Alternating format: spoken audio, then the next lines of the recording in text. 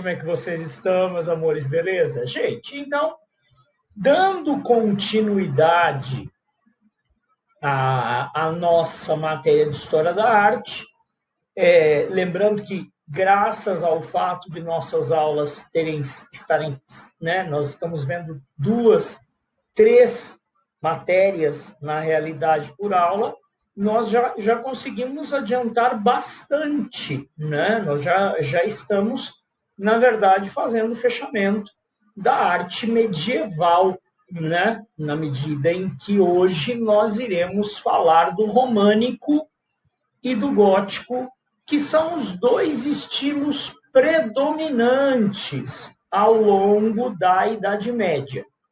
E aqui uma curiosidade, a expressão românico, arte românica, arquitetura românica, faz referência a algo que seria próximo do estilo romano, que nunca existiu. Essa proximidade entre esse estilo medieval que se produziu em Roma nunca existiu. Então, o nome está fundamentalmente errado. Então, a arquitetura românica é algo absolutamente original. Há elementos, e vocês já estão vendo aí nessa igreja, os arcos, né? Vocês notem aí o formato dos arcos, os arcos ogivais, né? Esses arcos que são tipicamente romanos, tanto nas portas quanto nas janelas, mas é só isso, tá, pessoal? Então, a expressão arte ou arquitetura românica é uma expressão que pegou, né? Vamos pensar dessa maneira, uma expressão que a expressão utilizada para designar esse movimento que, na realidade, pouco tem a ver com Roma em si. E, por outro lado, a arte gótica, aí não tem nada a ver mesmo. É impressionante porque a expressão nasceu como uma piada de um intelectual da época, dizendo que, já que aquela era uma nova estrutura artística, já que estava surgindo algo novo que estava substituindo o românico, disse esse sujeito. Então, o que nós temos aqui é a arte dos godos, que era o povo bárbaro germânico mega hiper atrasado, mas que destruiu, que ocupou a Itália depois de Roma. Então, se está substituindo o românico, dizia o intelectual, é o gótico. Tem a ver com os godos, mas não tem nada a ver com os godos, tá, pessoal? O nome gótico, inclusive, você tem muita aquelas pessoas vestidas de preto, aquelas pessoas com maquiagens escuras. Oh, meu Deus! O coitado do povo godo, bárbaros germânicos, o que tem a ver, né? E a arquitetura gótica não tem nada a ver com o nome, não tem nada a ver com o povo godo, e não tem nada a ver com esse povo que se veste de preto, muito pelo contrário, né? Até porque as catedrais góticas são bem iluminadas, tá? A arte gótica, nós vamos ver aqui, é um negócio maravilhoso. Pessoal, entenda, o que mais nos chama a atenção no estilo românico é que ele vai surgir no período da Alta Idade Média. A Alta Idade Média é o período inicial, o período original, o período do apogeu. Então, isso que eu estou mostrando para vocês aqui, em geral, é construído antes do século XI. Isso aqui vai até, digamos, anos 1000, 1100. Quando a Europa estava mergulhada em uma situação de pobreza, e até 1200, tá? De pobreza, de atraso. Então, não é, entendam isso, não é de se estranhar esse estilo. Esse estilo arquitetônico, ele é fundamentalmente utilitário. As cidades haviam praticamente desaparecido. E o que restava ali ao redor dos feudos eram pequenas vilas. As cidades em si, elas murcharam de forma assustadora. Roma caiu de 1 milhão para 50 mil habitantes.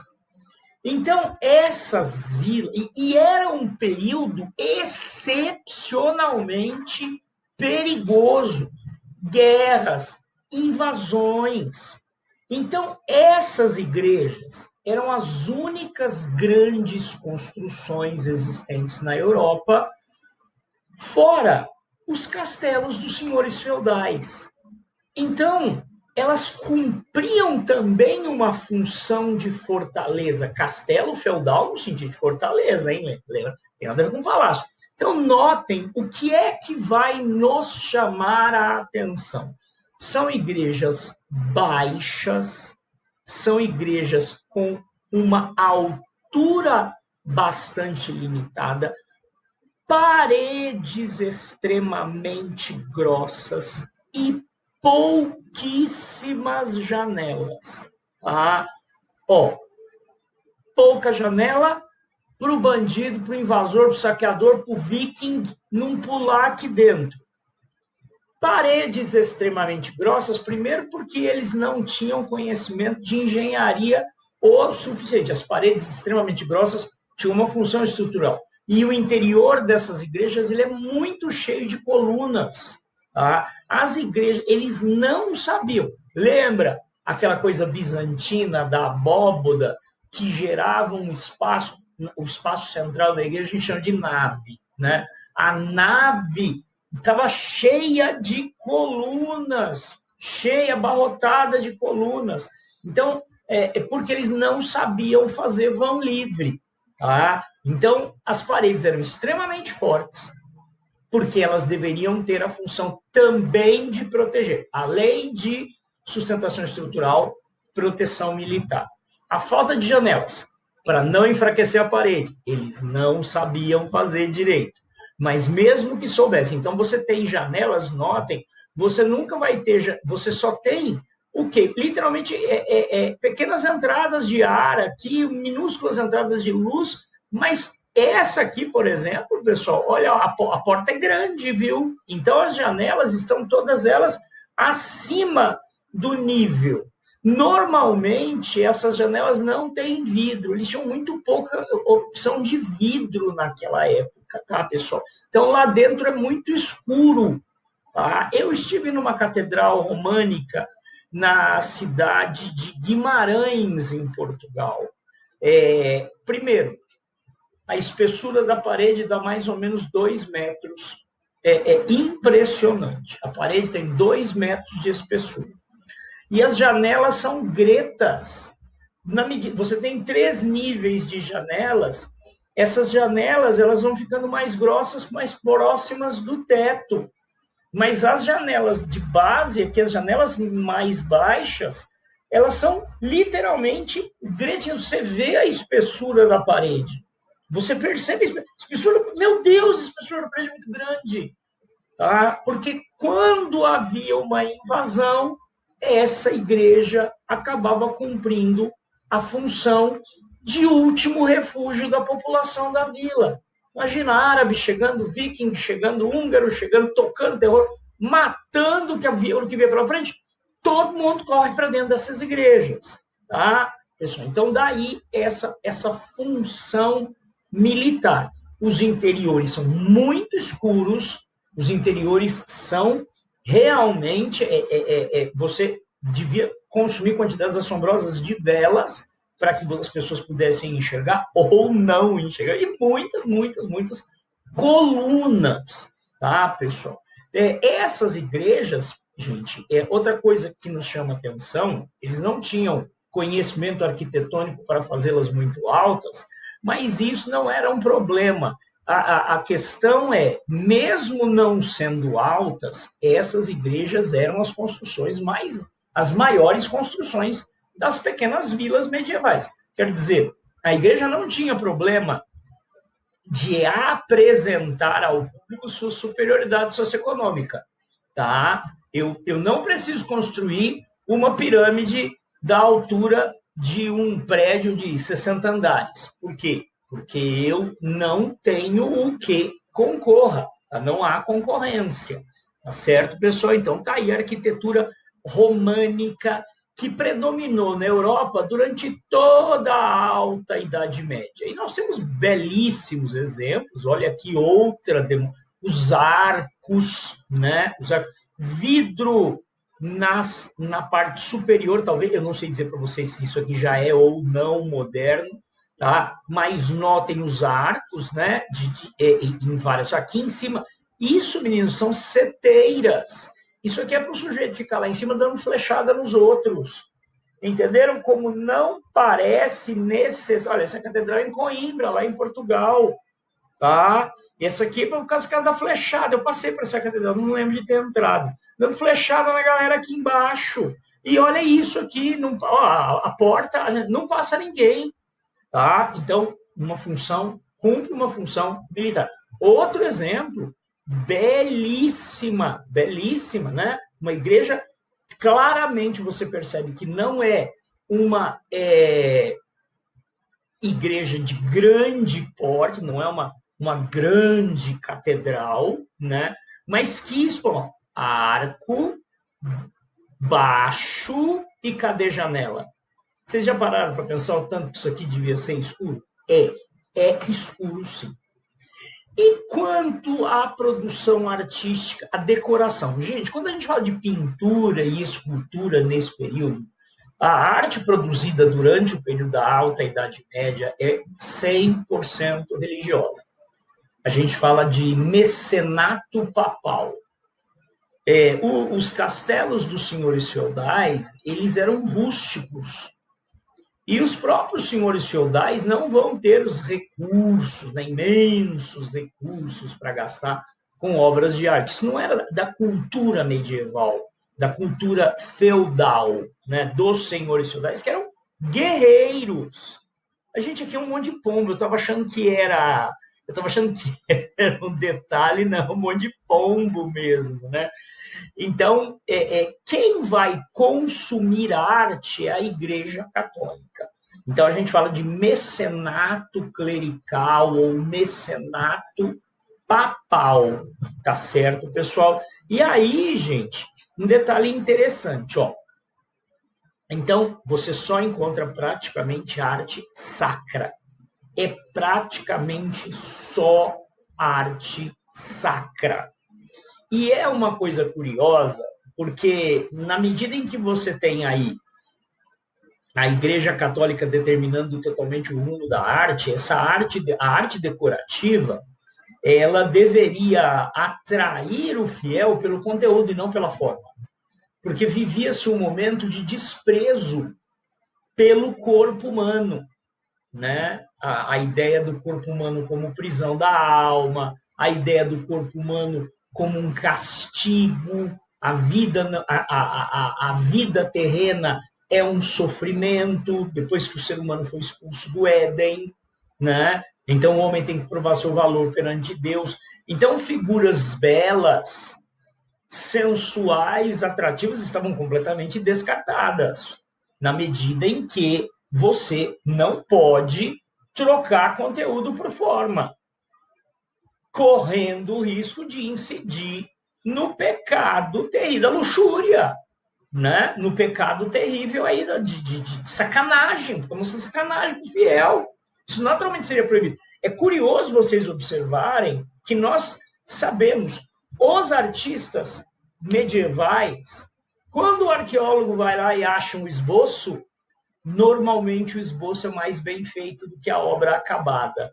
Tá? Eles pioravam a obra para não deixar a figura muito bonita, para que ninguém visse ali naquela obra malícia. Então, as estátuas são sempre figuras mal feitinhas, mas não é por falta de conhecimento, é porque eles não poderiam fazer o negócio excessivamente bonito. E outra coisa, nesse período, do românico, as obras não eram assinadas. Para vocês terem uma ideia de que maluquice. Porque ao assinar a obra, o artista está querendo mostrar ao mundo a sua qualidade. E isso seria o quê? O pecado do orgulho. O cara é vaidoso. Então, nesse período da Alta Idade Média, prevalece a chamada aurea mediocritas, o ideal da mediocridade. Todo mundo igual. Porque quem começa a querer ser melhor do que os outros é orgulhoso, é vaidoso, vai morrer e vai para o inferno. Então, o negócio ali era, tipo assim, ganhava prêmio na escola quem fosse a nota pior, mais burro, né? Estou zoando, claro, pelo amor de Deus. Então, o prêmio vai para o pior colocado, né? Brigando ali, eu quis chutar, eu chutei uma certa, me dei mal. Entenderam? Porque áurea mediocritas, o ideal da mediocridade, todo mundo tinha que ser igual. Então, o talento, pessoal, talento era perigoso. Então, por exemplo, olha aqui, essa é magnífico, né? Uma obra de arte, né? Isso é dentro de uma igreja românica francesa. Mas aí eu não vou saber dizer para vocês qual é essa igreja, tá, pessoal? Mas notem aqui a face. Vamos dar uma aumentadinha? Olha, não existe preocupação. Afrescos, só fresco. Eles não têm. Ele é tudo acabamento em gesso, é tudo pintura em gesso. Eles não conheciam tela, não existia tela nem tinta a óleo. Notem que as cores são chapadas, não há qualquer preocupação em fazer mescla de pintura. Você não tem você não vai fazer, você não tem aquela transição bonitinha que a gente vai ver lá no Renascimento. Não, é uma cor, outra cor, outra cor. Notem que a maçã do rosto é rosada, então é uma bolinha. Né? Não tem essa de fazer, não, tá, pessoal? E também não há muita preocupação com a perfeição formal. Notem os dedos de Cristo. Aqui uma sandália, né? Ele está usando uma sandália, mas os dedos de Cristo são obviamente mal feitos. Mal feitos no sentido que não parecem dedos humanos. A mão aqui, a mão é estranha. A mão é esquisita, não parece uma mão. As formas são sempre muito simples. As imagens chegariam a ser o quê? Simplórias. Mas essa é a ideia. Para que não haja risco de alguém dizer, esse aí é orgulho, esse aí se acha o cara. Vixe, mó pecado. Ah, pessoal, olha aqui. Olha esse dedo. Então, aqui, as maçãs do rosto, né? Meu Deus, como é que chama? Blush, né? A maçã do rosto. Esse menino, tadinho, tá precisando, um anjo, mas precisa melhorar na maquiagem. Olha o dedo. Olha que dedo feio. Olha que mão estranha. Gente, não é uma crítica, por favor, não estou descendo o cacete na obra produzida lá na Idade Média. Isso aqui me parece a capa de um livro, viu, pessoal? Está vendo aqui o acabamento? Mas seja como for, entenderam? O artista sabia fazer mais bem feito? Certeza que sabia. Ah, pessoal, mas não podia. Quando nós vamos chegando nos idos dos anos de 1200, a situação na Europa vai mudar. Nós vamos ter o renascimento comercial e urbano, as cruzadas, né, o desenvolvimento da agricultura, desenvolvimento tecnológico da agricultura. A gente estudou isso, hein? Nós teremos aí crescimento populacional, cruzadas, reabertura no Mediterrâneo. Então, quando a gente chega lá pelos idos do ano de 1200, a Europa está vivendo um período de grande crescimento econômico. E esse crescimento econômico será acompanhado também de um crescimento tecnológico, de um crescimento técnico, de um crescimento de uma revalorização do homem. Nós estamos caminhando na direção do Renascimento. Então, primeiro, surgem grandes cidades. As igrejas não precisam mais cumprir a função de fortaleza. Não tem mais que ter esse formato de fortaleza. Porque as cidades crescem e muitas vezes as cidades eram muradas. Então a cidade era fortificada, a igreja não precisava ter essa função. Outra coisa, agora você tem muitas construções, então a igreja tem que ser maior, a igreja tem que ser alta, para mostrar para os fiéis que a igreja continua sendo a instituição mais poderosa, para que a igreja se destaque no meio daquele casaril. É no estilo gótico, pessoal. É fantástico isso. A primeira construção humana a ultrapassar a grande pirâmide do faraó Khufu, do faraó Quéops, né? ou Khufu, a grande pirâmide de Gizé, a primeira construção humana a ultrapassar em altura a pirâmide de Gizé foi aí, agora no gótico, né? Na medida em que haverá uma competição para ver quem faz a igreja, para ver qual cidade tem a igreja mais bonita. Mas é fruto de uma urbanização. Então, o que vai acontecer? Olha que coisa mais linda! Olha que coisa linda! Catedral de Chartres. Mas vamos procurar aqui. Catedral de Colônia. Lembre-se, Colônia. A Catedral de Colônia olha que coisa linda. É a maior construção humana, a mais alta construção humana, desculpe, de sua época, né? É isso mesmo. Ela é a primeira construção humana a ultrapassar a altura das pirâmides do Vale de Gizé. Isso é maravilhoso. Ela está pequenininha aqui, mas eu quero muito conhecer. Escapou. A cidade de Colônia foi devastada na Segunda Guerra Mundial. A catedral sobreviveu quase que por milagre e foi toda reconstruída. Mas imaginem isso. Naquele momento, uma construção dessa em uma cidade para mostrar à população quem continua mandando. Então, agora você terá torres muito elevadas, torres extremamente elevadas, como que dedos apontando para o céu. Tá? Esse telhado aqui usa um material à base de cobre, viu, pessoal? Por isso que ele fica verde, é zinabre isso aqui. Isso acontece com o cobre, isso é uma oxidação do cobre. Na parte superior das portas, você terá as célebres roseáceas, as belas roseáceas, e isso aqui tem lá do outro lado. Se você olhar por cima, ela parece uma cruz. Então, aqui é a entrada principal, aqui ficam as torres dos sinos. Então, quando você entra, aqui você tem a nave central e aqui você tem as naves laterais, formando sempre uma cruz, quando olhando de cima. Então, torres muito altas, torres magníficas. A Catedral da Sé, em São Paulo, a gente chama de neogótico. A Catedral da Sagrada Família, lá em Barcelona, maravilhosa, inacabada, inclusive, é no estilo neogótico, por causa dessas torres afinadas e das roseáceas. Tá? Pessoal, nós temos inúmeros exemplos. Olha isso aqui.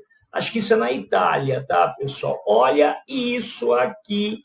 Que coisa de louco, coisa de louco. Olha que maravilha. Isso aqui, gente, é para impressionar mesmo, tá? Aqui nós temos não uma, aqui temos uma, né, para estar sendo reconstruída aqui, né, para estar sendo um processo de reconstrução, mas notem, várias entradas, grandes janelas, é um lugar perfeitamente... Aqui, ó, aqui a nave lateral para formar a cruz, tá? Isso aqui, gente, maravilhoso. Isso aqui era uma demonstração da evolução europeia, né? A Europa estava retomando sua condição de grande potência. E nas partes interiores, e isso é característica de todas as igrejas góticas, todas. Como ela não tem mais a função de defesa, ela pode ter muitas janelas. Então, uma característica dessas igrejas são os vitrais. Gente, são maravilhosos esses vitrais. Olha isso aqui, tá, pessoal? Isso, elas levavam... A Catedral de Colônia levou 600 anos para ficar pronta. Tá? Até porque a Alemanha passou por reforma religiosa, pararam a obra, lá, mas essas igrejas, elas levavam séculos para ficar prontas. Porque olha o acabamento desses vitrais. Isso aqui, gente, um camponês entrava dentro disso aqui, ele desmaiava. Um camponês entrava dentro disso, não. Esses caras têm a mão de Deus no ombro deles. Quem sou eu para discutir com a Igreja Católica? Deus está com eles mesmo. Olha isso aqui. Então, haverá um aumento massacrante no consumo de vidro. Gente, eu vou contar uma coisa para vocês sobre o vidro. O moderno processo de produção de vidro é obra de um sujeito chamado Pilkington. Hoje a gente encontra vidro para carro da marca Pilkington. Vocês sabem quem é esse homem? O sujeito que no século XIX inventou o moderno processo de fazer vidro. Tá? Ele descobriu que o vidro flutuava no estanho derretido. Então ele punha uma piscina de estanho derretido e ia jogando a quantidade de vidro ali, líquido, que continuava líquido graças ao estanho derretido, e aí até ter a quantidade que ele queria. 1 milímetro, 2 milímetros, 3 milímetros, 4 milímetros, 5 milímetros. E aí ele desenvolveu um sistema mecânico que fazia a piscina vibrar e o vidro ia andando, saindo e resfriando e sendo cortado. Tá, pessoal? Esse método é basicamente até hoje. Antes, como é que era? Você produzia o vidro a partir do derretimento da areia e amassando ele igual fazia com pão, igual faz com massa de pizza. Só que o negócio está 1000 graus, 2000 graus. Então, era muito difícil e muito caro produzir placas retas de vidro. Tá, pessoal? E, muitas vezes, aquele amassado... Quando você bota o vidro, tem até uma lenda de que o vidro, com o passar do tempo, ele derrete. Não, é porque a técnica de produção da época, muitas vezes, deixava a superfície como se tendo gotas escorrendo. É o vidro, mas aquilo não... Então, assim, nossa, o vidro, olha a idade desse vidro. Esse vidro tem 600 anos, 800 anos, ele está derretendo. Não! É por causa da técnica de produção. Hoje não, hoje a gente consegue fazer placas maravilhosas em escala industrial. O vidro é caríssimo. Isso é uma demonstração de poder e riqueza fora do comum. Tá? Então, olha que coisa maravilhosa o interior dessa catedral. A arte decorativa, olha que coisa linda. Isso não é uma tríptica, né? Claro que só tem 2. Eu não sei como é que chama isso, parece um livrinho. Mas olha aqui, cenas bíblicas, religiosas, momentos. Que coisa linda! Gente, eu não sei não, isso não está parecendo será que isso é madeira? Porque isso, eles importavam marfim da África. Mas olha que coisa linda! Agora, olha aqui o capeta, olha aqui, né? Olha que interessante, o anjo puxando as pessoas para cima. Olha que interessante, conta uma história, né, pessoal? Conta, olha os reis aqui recebendo a coroa dos anjos, né? Olha que coisa linda. Notem o cuidado com a precisão. Nós estamos caminhando para uma arte antropocêntrica, uma arte que revaloriza o homem. Olha que coisa linda, tá? Aqui, nossa, gente, olha outro vitral. Pessoal, vocês sabem como é que eles faziam isso? Eles construíam uma estrutura de chumbo. Vocês sabem que hoje em dia nós usamos massa de vidraceiro, né? Essa massa de vidraceiro, eu não sei certinho, ela usa vidro na sua composição, para ela dilatar exatamente como o vidro dilata. Porque se você pregar o vidro com uma cola muito rígida, quando o vidro dilatar nos dias de calor, ele quebra. Aqui eles faziam essas estruturas todo de chumbo, para fixar o vidro no lugar usando chumbo. Essas estruturas maravilhosas, o trabalho que isso não dava e o trabalho de manutenção que não dá, né, pessoal? Isso é maravilhoso. Imagina você, um camponês miserável, mora numa tapera fodida, vai à missa, de repente entra a luz por esse vitral e você vê aquela explosão maravilhosa de cores. Por isso que eu falo que no gótico não tem nada a ver com escuro, que as catedrais eram maravilhosamente iluminadas. Agora, nesse período também haverá um salto qualitativo. Olha, não, olha essa, olha essa, olha essa. Isso aqui, pessoal, é um artista que viveu entre os séculos 13 e 14. Ele é um cara chamado Giotto. Giotto, muitos consideram Giotto como o antecessor do Renascimento, tá? Muitos dos grandes artistas renascentistas se espelharam na magnífica obra de Giotto. Então, aqui, claro que é uma arte, você continua tendo aí o mecenato papal, né? Então, a arte será basicamente uma arte sacra.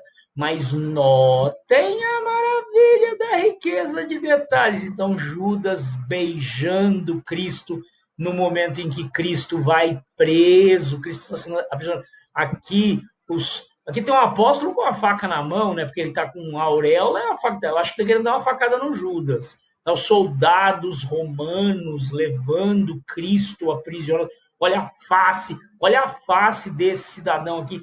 Você está percebendo nitidamente ele com raiva, ele está com o rosto enraivecido. Então, a demonstração de expressão, a qualidade. Lembra, eles ainda não tinham tela. Então, tudo que o Giotto produziu é a fresco. Tá? Tudo que ele produziu é pintura em gesso. Tá? Então, por isso, muitas vezes, infelizmente, o que acaba acontecendo é terremoto, né? Você tem uma série de situações aí, a ação do tempo, infiltração, o uso continuado de velas, né, que escurece a imagem, mas olha a diferença de... Então, nós estamos começando a caminhar na direção do Renascimento. Olha aqui outro maravilhoso. Essa daqui é a Virgem sendo apresentada ao templo, né? Então, Maria sendo levada ao templo. Olha aí, gente. Aqui, percebam que já não tem mais aquela cor chapada sem graça. Nós estamos começando a observar a ideia da profundidade de campo. Olha o detalhe das mãos, né? Olha aqui a preocupação com a perfeição formal nas barbas, nos rostos. Acabou, né? Aquela coisa da bolinha, né? A bolinha para mostrar que a maçã do rosto é rosada, tá, pessoal? Então tá aí o grande Giotto, artista que viveu na transição do século XIII para o XIV, é um exemplo perfeito do que é a pintura gótica. Não está escura, né?